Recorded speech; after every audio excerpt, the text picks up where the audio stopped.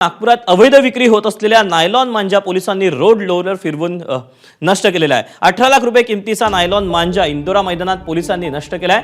नागरिकांमध्ये जनजागृती व्हावी यासाठी पोलिसांनी कारवाई केली आहे। नागपूर पोलिसांच्या से नो टू नायलॉन मांजा अभियानांतर्गत पोलिसांनी ही कारवाई केली। त्याबद्दलचे अपडेट जाणून घ्या। तुषार कोहळे आपल्या सोबत आहे। तुषार, अत्यंत महत्त्वपूर्ण अशी ही कारवाई म्हणावी लागेल की आज दिवसभरात पाहायचं झालं तर अनेक ठिकाणी याच नायलॉन मांजामुळे अनेकांचे गळे चिरले गेल्याच्या देखील घटना घडलेल्या होत्या। अकोला असेल, कोल्हापूर, भिवंडी असेल आणि आता नागपूरमध्ये देखील ही पोलिसांनी कारवाई केली आहे। निश्चित दीपक, जर का आपण बघितलं नागपूर असेल किंवा राज्याच्या वेगवेगळ्या शहरांमध्ये नायलॉन मांजाची सर्रास विक्री होते आणि त्यामुळे अपघाताच्या घटना देखील आपल्याला पाहायला मिळतात। त्याच पार्श्वभूमीवर मागच्या काही दिवसांमध्ये नागपूर पोलिसांची एक धडक मोहीम शहरामध्ये वेगवेगळ्या भागामध्ये सुरू होती। जिथे जिथे नायलॉन मांजाची विक्री केली जात होती त्या दुकानावर नागपूर पोलिसांनी धाड टाकून तिथे नायलॉन मांजा जो सापडला तो जप्त केला। यासोबतच याआधी देखील केलेल्या कारवाईमधला जो नायलॉन मांजा हा सर्व जवळपास 18 लाख रुपयाचा नायलॉन मांजा आहे, जो नागपूरच्या इंदोरा मैदानामध्ये नष्ट केला जात आहे। आणि जर का तुम्ही दृश्यांमध्ये बघितलं तर हा वेगवेगळ्या भागातून आलेला आहे विक्रीसाठी, सोबतच ऑनलाईन पद्धतीने देखील विक्रीसाठी आलेला हा नायलॉन मांजा आहे। DCP निकेतन कदम सर आहे। सर, महाराष्ट्राला थेट तुम्हाला ऐकत आहे, मागच्या किती दिवसातली ही कारवाई आहे आणि एक मोठं यश नागपूर पोलिसांचं आहे?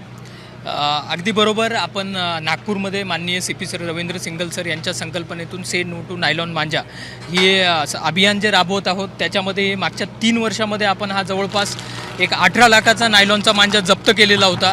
झोन 5 जो आहे त्या अंतर्गत सगळ्या पोलीस स्टेशनमधून जवळपास 80 गुन्ह्यांचा हा मुद्देमाल आहे।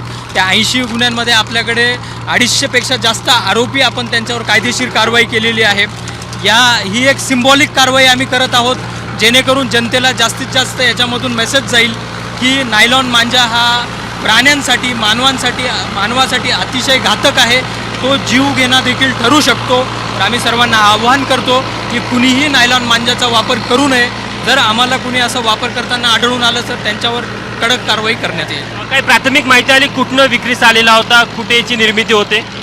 याच्यामध्ये मेनली हा दुसऱ्या राज्यातून आलेला आहे, आपल्याकडे इम्पोर्ट होऊन काही उत्तर भारतीय राज्य आहेत त्याच्यातून येतो। त्या तत्कालीन आपण त्या जिथून हा ओरिजिन झाला होता त्यांना देखील आरोपी बनवलेला आहे, त्यांच्यावर देखील कारवाई केलेली आहे। काही अंशी ऑनलाईन देखील मिळतो हा।